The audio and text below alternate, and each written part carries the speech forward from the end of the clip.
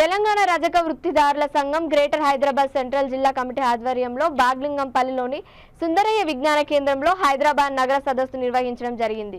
ఈ కార్యక్రమంలో రాష్ట్ర ప్రధాన కార్యదర్శి ఆశయ్య మాట్లాడుతూ నగరంలో వేలాది మంది నేటికి రజక వృత్తి మీద ఆధారపడి జీవనం కొనసాగిస్తున్నారు। ఉపాధి కోసం సొంత ఇల్లు లేక అపార్ట్మెంట్లలో వాచ్మెన్ గా ఉంటూ వృత్తి చేసుకుంటున్నారని తెలిపారు।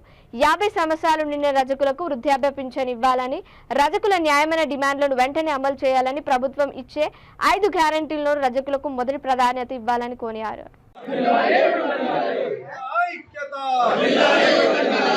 రక్షణ చట్టం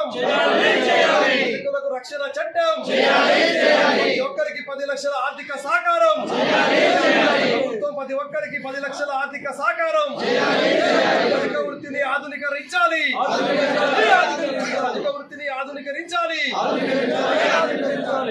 50 సంవత్సరాలు నిండిన వాళ్ళకి పెన్షన్ ఇవ్వాలి, 50 సంవత్సరాలు నిండిన వాళ్ళకి విద్యుత్తును LT2 నుండి LT4 కు మార్చాలి, ఓపీ పోస్టులను రజకులకే ఇవ్వాలి, ఓపీ పోస్టులను రజకులకే ఇవ్వాలి। ఈ సదస్సు సందర్భంగా సుమారు ఒక 9 తీర్మానాలు కూడా మేము చేసుకోవడం జరిగింది।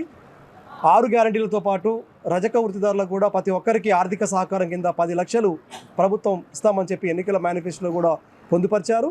ప్రతి జిల్లాకు 10 కోట్లతోటి మోడర్న్ మెకనైజ్డ్ లాండ్రీలు కూడా నిర్మిస్తామని చెప్పడం జరిగింది। దాంతోపాటు రజకుల మీద సామాజిక దాడులు, దౌర్జన్యాలు, హత్యలు, అత్యాచారాలు ఇలా గ్రామీణ ప్రాంతంలో పెద్ద ఎత్తున జరుగుతూ ఉన్నాయి కాబట్టి వారికి ప్రత్యేక రక్షణ చట్టం కూడా చేయాలని చెప్పి గతంలో కోరాం। దాన్ని కూడా ప్రభుత్వం చేస్తానని కూడా హామీ కూడా ఇవ్వడం జరిగింది।